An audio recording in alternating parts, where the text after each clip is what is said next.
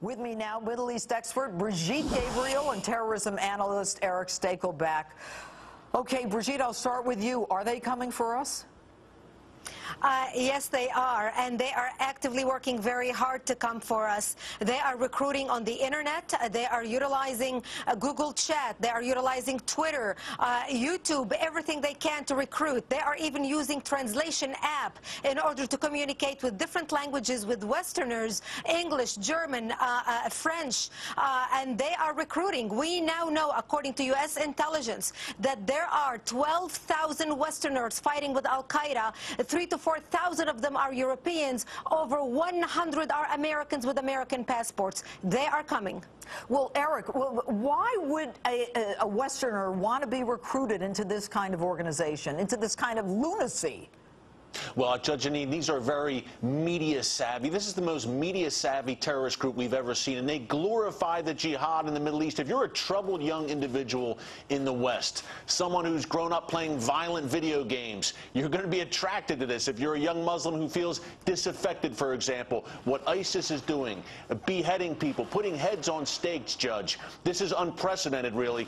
What they're doing is so attractive to troubled, young, disaffected Muslims here in the West. And back in May, a lot of people may not know, Judge, just kind of passed under the radar screen, but a young Muslim in Florida, a U.S. citizen, went to Syria, blew himself up. More and more are going to come back, Judge. When they go, they're becoming battle-hardened jihadists. They're going to return. They're not going to go back to college and get their bachelor's degree. They're battle-hardened jihadists. They're going to strike here. All right, Brigitte, what is your reaction to ISIS saying that they're going to raise their flag of Allah over the White House? They mean it. You know, people ask me, who should we believe? I say, believe those who say they want to kill you, because they usually follow through. They have a goal. ISIS has a goal, and they are going after their goal. And first, they're going to kill the Jews and the Christians, and then they're going to come for America. We are the bullseye. This is not going to stop in the Middle East. They have huge plans worldwide. They are recruiting worldwide. I just saw a video where they are holding signs of ISIS around the world in different cities to show that this movement is spreading worldwide, and their goal is America, and they already said we're coming to the White House. And Erick, how is it that this organization is so well funded, so organized? I mean, just a few months ago there were 800 of them, and then it was like a domino. How is it that they're so powerful?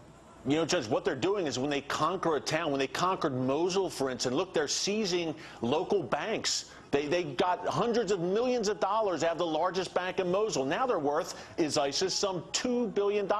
Basically what they're doing, Judge, is when they conquer a town, they conquer a village, they're taking all the spoil, they're taking all the money, and most importantly, they're taking that U.S. military hardware that was left behind. And Judge, to my earlier point, why Westerners are attracted to this group, it's kind of what they call jihadi cool. It sounds crazy, but these guys are on Facebook. They're on Twitter. It's all a big joke. They make it seem so cool to go overseas, become part of the caliphate. It's a very dangerous thing. And Judge, one more thing to remember, think of Benghazi. Think of, it doesn't have to be on the U.S. mainland where ISIS strikes. It could be a U.S. embassy, a U.S. consulate, anywhere around the world. But make no mistake, they're coming for us. Brigitte, you know, when the president said this past January that ISIS was like a JV team, you know, you can't put on a Lakers uniform and you know, make believe you're a big deal, he underestimated or didn't understand what was going on. Do you think that he is in a situation or position to be able to protect us if he doesn't even know what the threat is?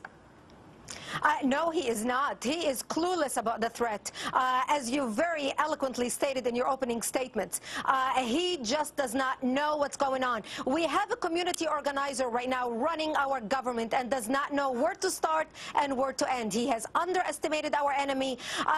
ISIS is nothing more than Al-Qaeda, than Boko Haram.